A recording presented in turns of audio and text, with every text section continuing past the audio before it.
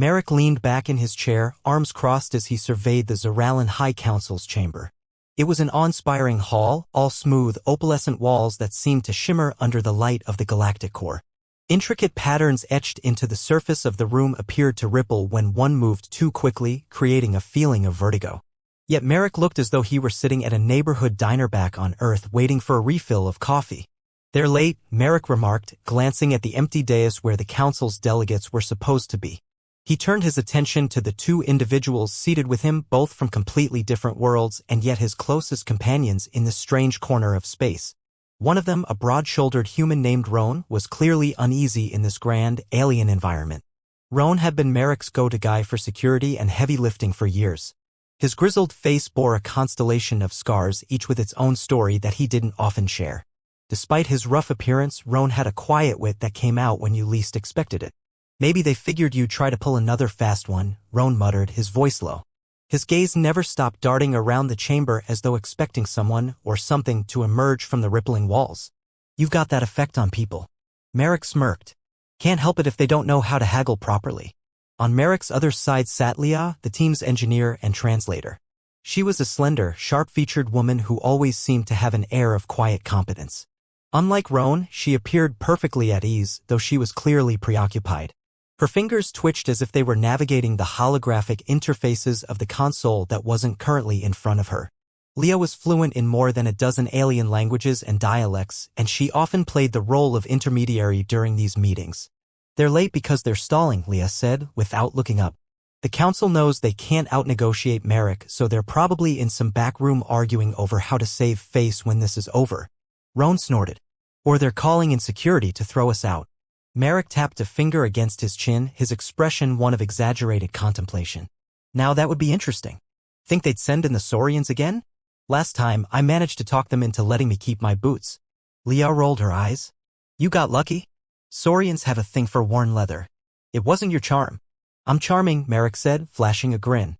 Before Leah could retort, the doors to the council chamber slid open with a low hum.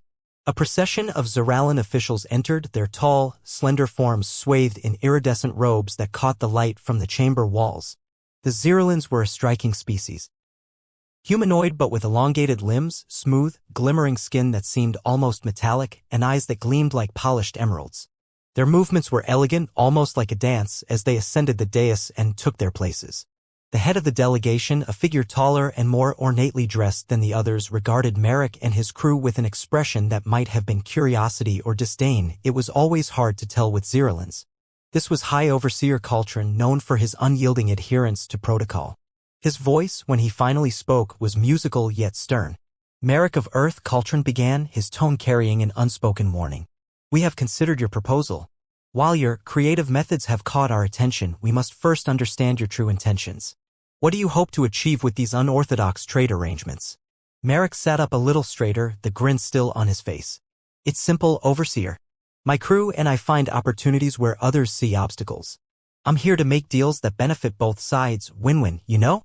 You get resources or goods you never thought possible, and I get a fair shake for my people. It's not exactly rocket science." Roan leaned in slightly and muttered, "Sure, oversimplify it. That'll win them over." Merrick ignored him. "Look, I know you guys are big on rules and traditions. I respect that. But maybe it's time to think outside the box. The galaxy's changing. If we don't adapt, we'll all end up stuck." Caltron's expression didn't change, but a few of the lesser Zoralan delegates exchanged glances. Merrick's words might have been unorthodox, but they had a ring of truth. Still, Caltron remained unmoved. "Adaptation does not mean chaos," Caltron said evenly. "Your approach disrupts carefully maintained systems. We require stability, not unpredictability." Leah stepped in before Merrick could respond. Her tone was measured, her words carefully chosen. "High Overseer, Merrick isn't proposing chaos. He's suggesting a way to bring innovation into your existing framework. If we introduce new methods of trade and negotiation, the Zoralan economy can remain strong even as external pressures grow. It's not about abandoning tradition, it's about building on it." Roan nodded. "And hey, if something goes wrong, you can always blame him," he added, jerking a thumb toward Merrick. The room was silent for a moment, and then one of the lower-ranking Zoralan delegates actually let out a soft laugh, quickly stifled, but not unnoticed. Caltron's gaze shifted from Merrick to Leah and Roan. His expression remained unreadable, but the pause before he spoke again suggested he was weighing their words. "We will deliberate," Coltrane finally said. "You will receive our answer in due time. Until then, you may remain on the station. However, understand that any further disruptions will not be tolerated." With that, the council rose as one and filed out of the chamber, leaving Merrick, Roan, and Leah alone once again. "Well, that went better than expected," Merrick said, leaning back once more. "No one tried to arrest us." "Yet," Roan muttered. "Give it time." Leah crossed her arms. "You better hope they take my argument seriously, Merrick. Otherwise, we're going to have a very awkward trip back to the human colonies." Merrick gave her a wink. "Relax. They're smart. They'll see the value in what we're offering. And if not, well, I've got a few more tricks up my sleeve." Roan groaned. "That's what worries me." "You really don't see it, do you?" Roan said, his broad shoulders slumping against the booth's backrest. He swirled his drink, a murky green concoction that bubbled faintly, then looked across the table at Merrick. "These people don't think like us. They don't trade like us. They don't trust like us. And you waltzing in with that grin and some half-baked scheme isn't going to change that." Merrick leaned forward, his elbows resting on the table. "That's exactly why it's going to work, Roan. They expect the usual dance, the careful bows, the long-winded proposals, the endless posturing. We don't have the resources to outspend them or the time to outwait them. But they don't know how to handle someone who just," he gestured vaguely, "cuts through all that and says, 'Here's what we both need. Let's do it.'" Roan narrowed his eyes. "That's a lovely speech. But what happens when they figure out you're just a man in a patched-up ship with a crew of 3 and no leverage?" Merrick grinned. "By the time they figure that out, the deal will already be in place. They'll have agreed because they'll see the value in it. It's not about leverage, it's about perspective. About showing them something they haven't considered before." Roan groaned and rubbed a hand over his face. "You're gambling, Merrick. That's all this is. One big gamble. Every negotiation is a gamble, my friend. I'm just better at the table than most." From her seat at the end of the booth, Leah tapped a finger on the datapad in front of her. "Before you two start shouting at each other, maybe we should look at the practicalities. High Overseer Coltrane didn't outright reject us. That's a start. But they'll need more than words. We need something tangible to bring back tomorrow." Merrick leaned back, tilting his head toward the low ceiling of the station's bar. The dim lighting cast shadows on his face, but his eyes gleamed with that same mischievous spark that drove Roan insane. "So what do we have?" Leah tapped at her datapad, bringing up a series of holographic projections. "Our cargo holds are mostly empty. We've got some Terran tech parts that might interest them, a few crates of Aravan crystal resin they haven't seen before," and she trailed off, flipping through the holograms. "A sealed container labeled experimental substances from a Zenthian colony we visited last month. Not sure if that's safe to even open." "Perfect," Merrick said, a grin spreading across his face. "Perfect." Leah gave him a dubious look. "You have no idea what's inside." "Exactly. It's a mystery box. Everyone loves a mystery box." Roan slapped the table. "You can't be serious. You want to offer the Zoralan Council a container of unknown substances? That's not negotiation, that's asking for a disaster." Merrick shrugged. "We'll dress it up. Call it a rare artifact from a distant star system. Tell them it's something only a human crew could find. They'll be intrigued." Leah shook her head. "Or they'll be insulted and send us packing. Not if we present it the right way." "Leah, you're the brains behind our smooth talking. If anyone can make it sound like the rarest thing in the galaxy, it's you." Leah sighed. "I hate that you're probably right." Roan leaned back in his seat, crossing his arms. "This is ridiculous. We don't even know what's in that thing. For all we know, it could be radioactive sludge or some alien bacteria that'll get us thrown in quarantine for a year." Merrick held up a hand. "Trust me, it's not about the actual contents. It's about the story we sell them. If we act like it's valuable, they'll see it as valuable. You've seen it happen before. That doesn't make it less risky," Roan grumbled. "And when have we ever played it safe?" Merrick shot back, his grin unwavering. Leah cut in before the argument could escalate. "All right, let's assume we go with the mystery box. What's the angle? What do we tell them?" Merrick spread his hands. "We present it as a rare find from a long-abandoned system. Say it was once a prized possession of an ancient civilization now lost to time. Emphasize that it's a piece of history, something they'd be the first to examine in millennia. That'll pique their curiosity." "And what if they open it and it's nothing special?" Roan asked, raising an eyebrow. "Then we've already made the deal and they'll have to admit they were outplayed. By then, they'll respect us more for our ingenuity than they'd hate us for the bluff." Roan groaned again, clearly unconvinced. "Merrick, you're a piece of work. Thank you, Merrick said with a mock bow from his seat. I'll take that as a compliment. Leah pushed her datapad aside and leaned forward. Fine. We'll try the mystery box approach. But we need to make sure the pitch is airtight. No room for them to second-guess us. Exactly, Merrick said. And that's why I brought you two along.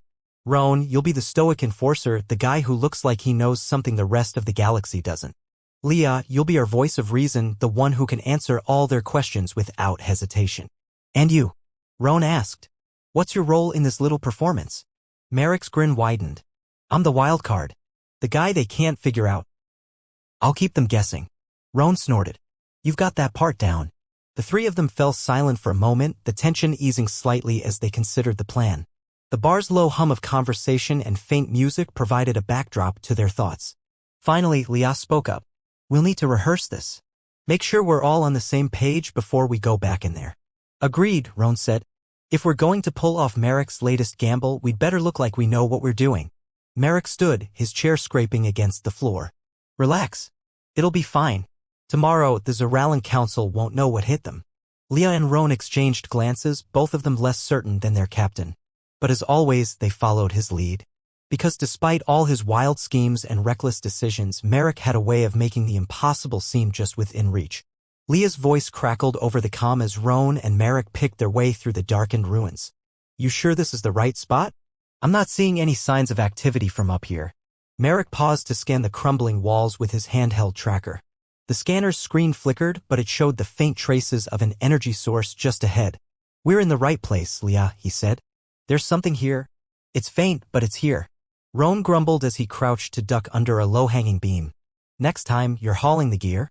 My back's going to give out before we even find this thing. Merrick shot him a grin. You wanted to get out of the ship. Now you get the full experience. Not what I meant, Roan muttered, adjusting the straps of his pack. You do realize if this artifact turns out to be worthless, we're going to look like fools in front of the Zeralans. Again. Trust me, Roan, Merrick said, stepping over a cluster of fallen stones. It's not worthless. I've heard that before, Roan said, squinting at the dim light ahead. If it's so valuable, why hasn't anyone else come to get it? Because it's in the middle of nowhere, and the only people who knew about it are long gone, Merrick replied. We're the lucky ones who stumbled across the map. Lucky, Roan said flatly.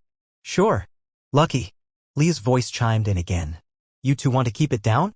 I've got a visual on your position, and I don't like how many heat signatures I'm picking up near those ruins. There might be something else down there. Roan frowned. Something else? What kind of something else? Could be wildlife, Leah said. Could be scavengers. Just stay alert. Merrick adjusted his scanner and moved forward, his voice calm. Got it. Let us know if anything heads our way. Roan's fingers brushed the grip of his sidearm as they pressed on, the ruins growing more labyrinthine. The once grand arches were little more than jagged stubs now, and the intricate carvings on the walls had been worn down by time and the elements. Each step kicked up faint plumes of dust that shimmered in the dim light filtering through the cracks in the ancient stone. So this is it, Roan said after a while, stopping in front of what appeared to be a sealed chamber. This is what we've been trudging through these ruins for. Merrick knelt to inspect the sealed door. It was covered in faded runes and a faint, almost imperceptible glow pulsed at its edges. He reached out to touch the surface, feeling the hum of the old technology beneath his fingers. This is it, he confirmed.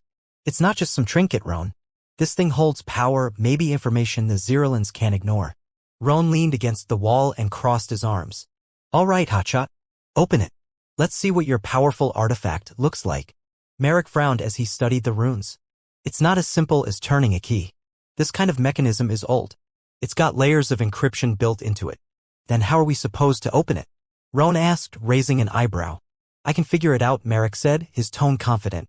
Just need a little time. Time we don't have, Leah's voice came through. I've got movement. Looks like a group heading your way. Not friendly. Roan stood up straight, his hand instinctively moving to his sidearm. How many? Hard to tell, Leah said, her voice tense. At least 6. Maybe more. Merrick didn't look up from the runes. We can handle 6. 6 isn't the problem, Leah said. It's the fact that they're armed and they're heading straight for you. Roan stepped closer to Merrick, his voice low. We've got to move. Get that door open or we're going to be in a firefight we can't win. Merrick tapped the runes, his fingers moving quickly. Almost there. Just keep your shirt on. Not really the time for jokes, Roan muttered. A faint click echoed through the chamber and the door's glow brightened. Merrick grinned as the seal released, the heavy stone panel sliding aside with a deep rumble.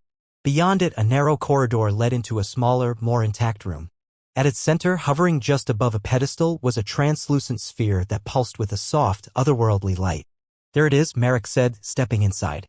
"Looks like a fancy paperweight to me," Roan said, though he kept a watchful eye on the doorway behind them. "Fancy doesn't begin to cover it," Merrick said, reaching out toward the sphere. "This is a remnant of the old pre-collapse civilizations.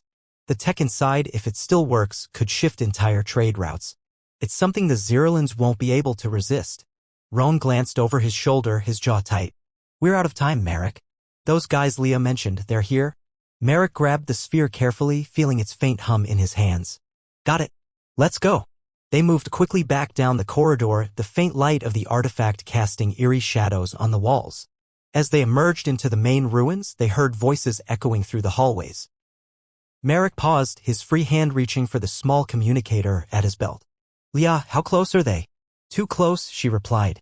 "They're splitting up, trying to surround you. You need to move now." Roan took the lead, gesturing for Merrick to follow. "Come on. We've got a clear path back the way we came. If we're fast, we can lose them before they cut us off." "Don't have to tell me twice," Merrick said, clutching the artifact tightly as they hurried back through the crumbling corridors. They reached the entrance just as the first figures appeared behind them.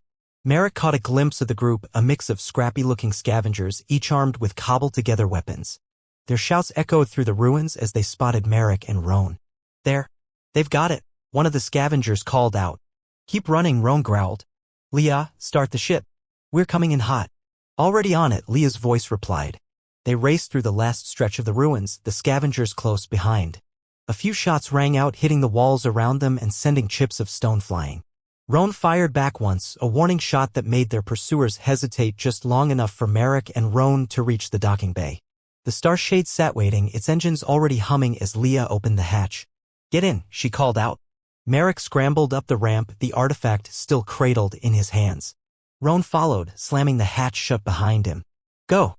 Roan shouted. "They're right behind us." Leah didn't need to be told twice. The Starshade lifted off, the scavengers' shouts fading as the ship soared into the sky. Merrick leaned against the wall, catching his breath as he stared down at the glowing sphere in his hands. "I told you it wasn't worthless," Merrick said with a grin. Roan glared at him. "You're lucky we didn't get shot back there." "Luck's got nothing to do with it," Merrick said. "Just another day on the job." Roan shook his head and dropped into a seat. "You're going to get us killed one of these days, Merrick." Merrick just laughed. "Not today. Do you ever?"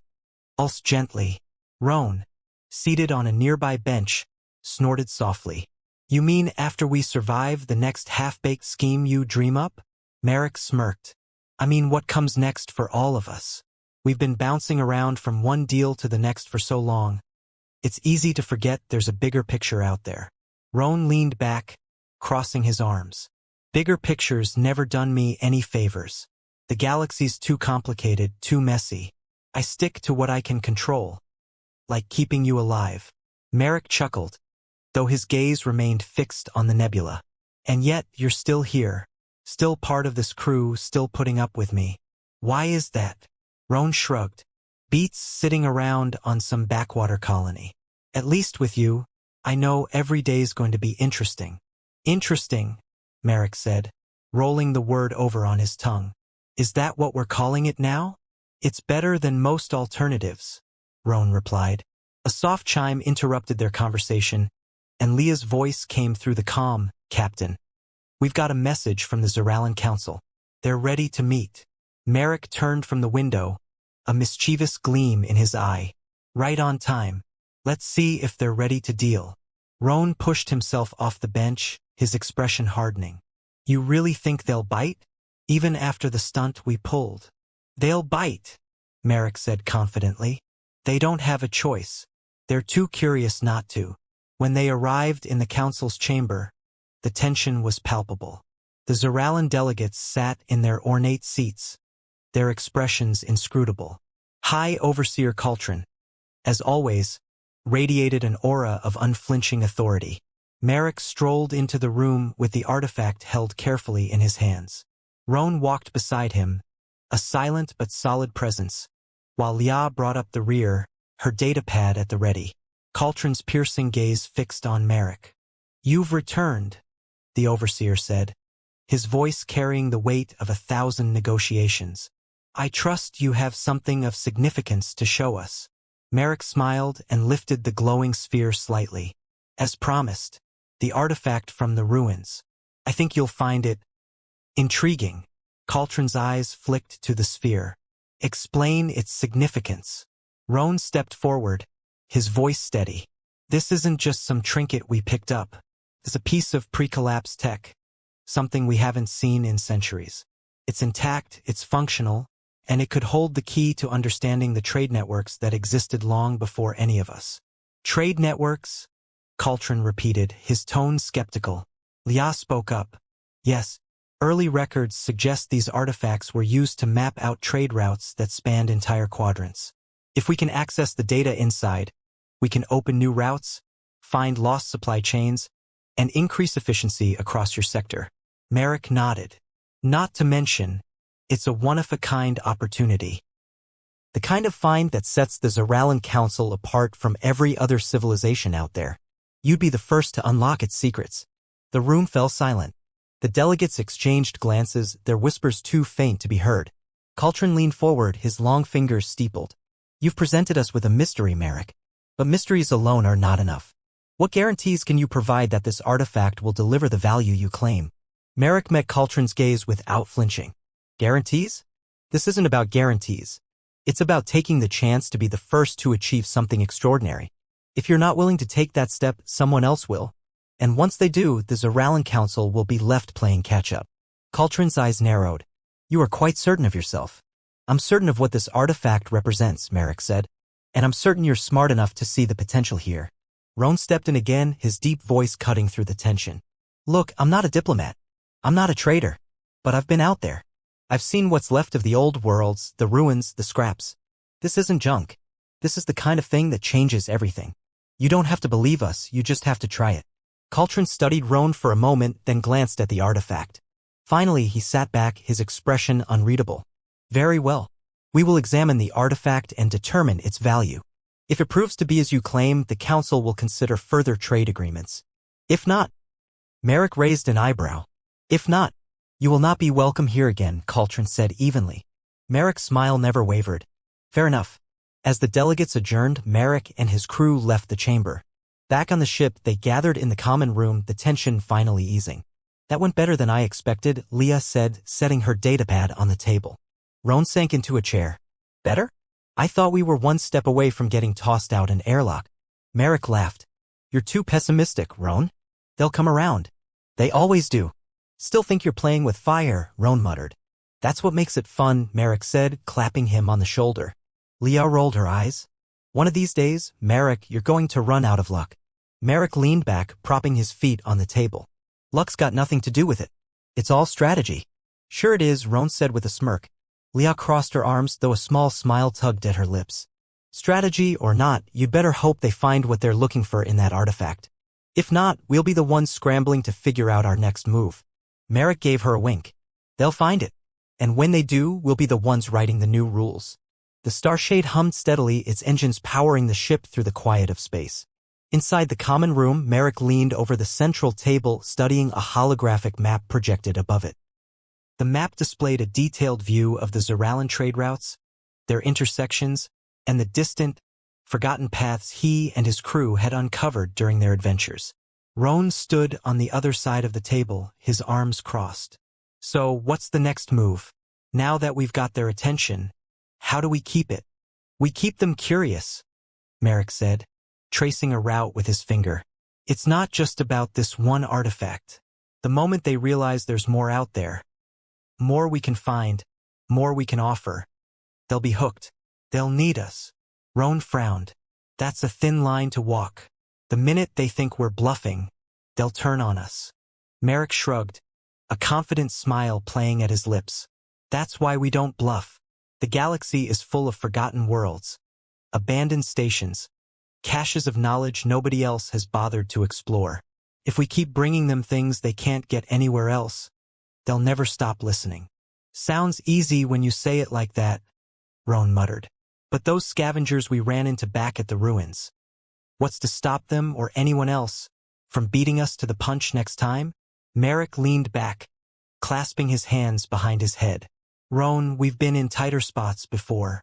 This is just another challenge. We find the next treasure before anyone else does. We keep our cards close, and we make sure every deal we strike leaves them wanting more. Great plan, Roan said dryly. Let's just hope our luck doesn't run out. Merrick grinned. It's not luck, it's skill. Leah entered the room, her datapad tucked under one arm. I just finished reviewing the artifact's preliminary analysis. The Zerlins haven't cracked it open yet, but they've already uncovered some data fragments. Looks like old star charts, shipping lanes, and coordinates that don't match any known systems. Exactly what we wanted, Merrick said, sitting up straight. Once they realize those coordinates lead to more valuable finds, they'll come crawling back to us. If they don't just take the coordinates and cut us out, Roan said pointedly. They won't, Leah replied, her tone firm. We've got the only working key to access the rest of the data. Without us, they're stuck with a map they can't fully read. Merrick nodded approvingly. See, Roan? It's all about leverage. We've got what they need, and we'll make sure they know it. Roan grunted. Sure, let's just hope they see it that way. As they talked, the ship's comm system beeped, and Leah tapped her datapad. Incoming message from the Zeralin Council, she said. Looks like they're ready to negotiate again. Perfect timing, Merrick said, standing. Let's see what they've got to offer. The three of them gathered around the table as a holographic image of High Overseer Caltrin materialized before them. His elegant features were as composed as ever, though there was a flicker of something else in his expression. Curiosity, perhaps, or even respect. Merrick of Earth, Caltrin began, his voice smooth and measured. The artifact you provided has yielded interesting results. While the full extent of its capabilities remains unknown, the data we have recovered so far is promising. The Council wishes to discuss terms for continued collaboration. Merrick exchanged a quick glance with Leah and Roan before speaking. High Overseer, I'm glad to hear you've found the artifact valuable. As you know, my crew and I specialize in uncovering these kinds of relics. We have access to other sites, places that may hold even greater secrets. With the right partnership, we could unlock a wealth of resources, knowledge, and opportunities. Caltrin's gaze sharpened. What exactly are you proposing? A long-term agreement, Merrick said smoothly. We become your official exploration team. In return, we receive exclusive trading rights for any artifacts we discover.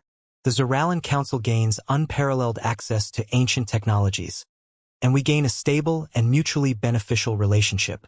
Roan kept his expression neutral, though he was clearly listening intently. Leah remained poised, ready to jump in if the Overseer raised technical questions. Caltrin considered the offer, his eyes narrowing slightly. You present an interesting proposition. However, such an arrangement requires trust. How can we be certain you will deliver what you promise? Leah stepped forward, her voice confident and steady. High Overseer, the data you've already recovered is proof of our capabilities. We've provided a working artifact, something no one else in the galaxy has. Our track record speaks for itself. Merrick nodded. And we're willing to demonstrate our methods further. Give us a trial run, one more mission, one more artifact. If we deliver, we move forward with the partnership. If not, you lose nothing. Caltrin's lips pressed into a thin line, but after a moment, he inclined his head. A trial run. Very well. Present your next find to the Council, and we will reassess. Merrick smiled, giving a slight bow. You won't be disappointed. The hologram faded, leaving the crew to stand in silence for a moment. Then Roan let out a low whistle. You just sold them on a long-term deal with one trial run? Confidence is key, Merrick said, clapping him on the shoulder. Leah raised an eyebrow. You'd better deliver on this one, Merrick. If we screw up, we'll be blacklisted from Zeralin space forever. That's why we're going to make sure everything goes smoothly, Merrick said. We're in a position to change the game, not just for us, but for how the galaxy sees humans. And when we pull this off, we'll be the ones writing the rules. Roan smirked. You talk a big game, Merrick. Let's just see if you can back it up. Merrick's grin widened. You know I can.